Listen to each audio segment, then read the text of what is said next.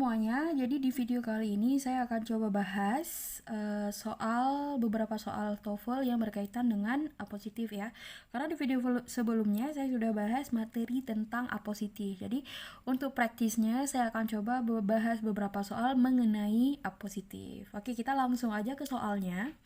Nah, soal yang akan kita bahas di sini adalah soal nomor 5 ya. Oke, coba diperhatikan. Nah, the tetracycline, blah blah blah, antibiotics are used to treat infections. Nah, jadi dalam kalimat ini, ya, kalau kita gunakan trik yang pertama yang saya jelaskan di video saya sebelumnya juga itu adalah pastikan setiap sekalimat itu memiliki satu subjek dan verb ya. Oke. Nah, kita aplikasikan dulu trik yang pertama, itu ada apa? The tetracycline, ya berarti dia itu sebagai subjek ya. Nah, kenapa? Karena dia ada kata artikel juga. Nah, jadi kalau ada artikel itu akan membentuk subjek, karena artikel itu mengikuti benda. Jadi ini adalah bendanya. Nah, kata benda akan membentuk subjek. Berarti kalimat ini sudah ada subjek. Oke.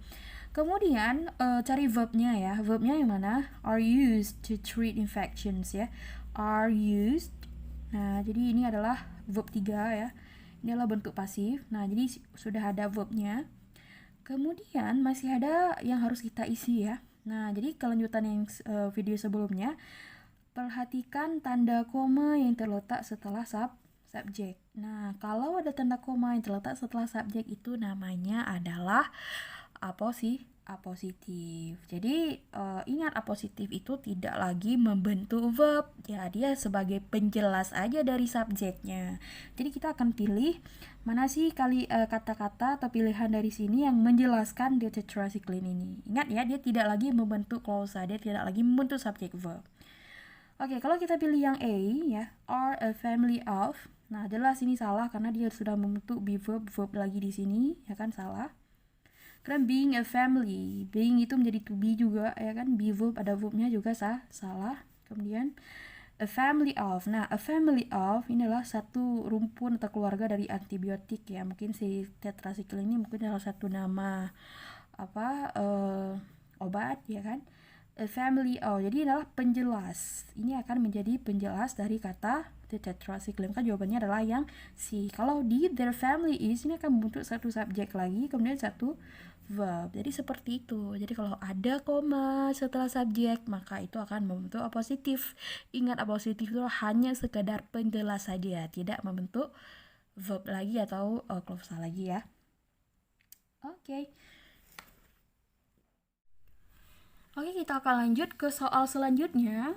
Masih berhubungan dengan soal yang mengenai tentang apositif ya.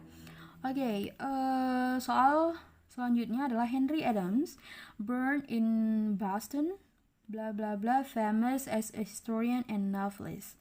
Oke, yang pertama sekali adalah perhatikan subjeknya. Subjeknya mana? Henry Adams, karena ini adalah nama orang. Setiap nama itu adalah subjek karena dia membentuk kata benda ya. Oke, born in Boston. Coba lihat, ada koma, kemudian koma. Itu apa namanya? Itu adalah apositif ya kan, karena apositif itu selalu diapit oleh dua koma yang menjelaskan. Dan dia born in Boston, dilahirkan di Boston. Berarti dia yang dilahirkan di Boston ini siapa? Si Henry Adam. Jadi dia menjelaskan si Henry Adam. Maka ini adalah namanya apositif, penjelasan subjek. Oke. Nah, kemudian coba lihat verbnya. Apakah dalam kalimat ini sudah ada verb? Belum ya. Nah, jadi belum ada verb, otomatis kita harus pilih pilihan yang ada verbnya. Kita lihat dari D-nya, and he became, kan kita akan membentuk subjek lagi ya. Makanya jawabannya salah. He was, ini akan membentuk satu subjek dan verb lagi, sedangkan kita sudah punya subjek, ini juga salah. And became, kita nggak perlu kata hubung ya kan, karena kita tidak menjelaskan dua klausa. Ini juga salah, maka jawaban yang benar adalah ada A, became. Became ini adalah verb 2. Oke, jadi hati-hati dengan apositif karena dia bukan subjek, dia penjelas subjek saja.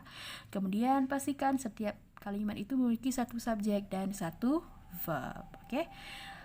Oke, jadi sekian dulu penjelasan materi TOEFL dari saya. Kita akan terus lanjut belajar materi TOEFL dengan materi-materi yang akan saya upload nantinya dan soal-soal yang akan kita bahas lebih jauh. Thank you.